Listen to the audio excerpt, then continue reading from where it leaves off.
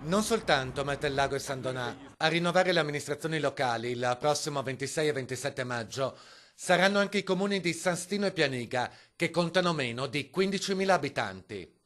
In riva alla Livenza, quattro i candidati alla poltrona di sindaco. Si tratta di Matteo Cappelletto, 31 anni, assessore uscente ai servizi sociali, appoggiato da una lista civica area centro-sinistra. Di Pietro Meda, 56 anni, amministratore delegato del gruppo Setten, sostenuto da una lista civica area centrodestra. Di Yves Pressotto, 52 anni, nato in Francia, espressione del movimento Indipendenza Veneta.